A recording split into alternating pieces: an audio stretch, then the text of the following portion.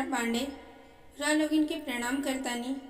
हमार चैनल भोजपुरी लोकगीत संग्रह में रा लोगिन के स्वागत बा। हमार गीत अच्छा लगे तो हमार चैनल के रा लोगिन लाइक करी, सब्सक्राइब करी और अधिक से अधिक शेयर करी ताकि हम कोनो भी वीडियो डाली तो सबसे पहले नोटिफिकेशन रा लोगिन के मिले। अब रा लोगिन हमार गीत सुनी, कमेंट करके बताएं कि गीत कैसा लगे। छुटे की भर सिनुरा महंगा भइले बाबा, चुनरी भइल अनमोल एही रे सिनुरावा के कारण बाबा छुटी गईले अम्मा की गोद एही रे सिनुरावा के कारण बाबा छुटी गईले अम्मा की गोद अम्मा की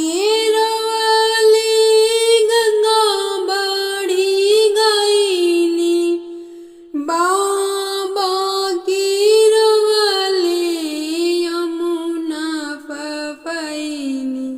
भैया के रोवले घुटन भरी पनिया, भौजी के अखियों न लोर एही रे सिनुरावा के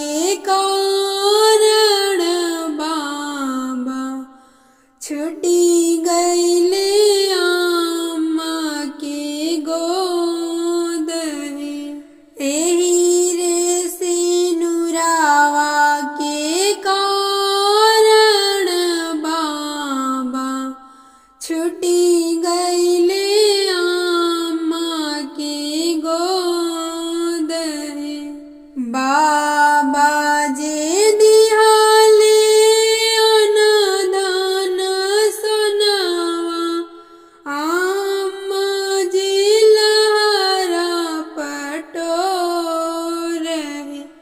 भैया जे दिहाले हो हंसराज घोड़ावा, भौजी जे खोइचा भरी धान बाबा के दिहल धान छवा मास खाइबू, अम्मा के दिहल साड़ी शोभा बढ़ई भैया के घोड़ावा हो नगर घूमई है,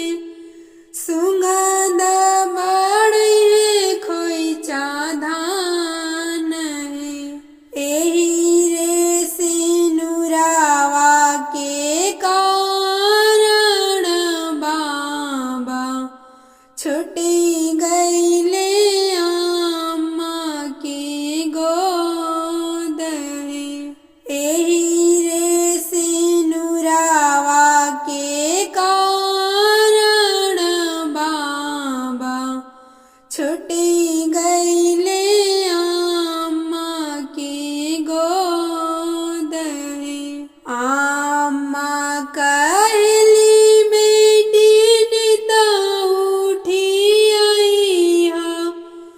बाबा कहले बेटी छवे मास आई हा, भैया कहले बहिनी काज परोजन, भौजी कहली कौन काम एही रे सिनुरावा के कारण बाबा छुटी गईले अम्मा के गोद।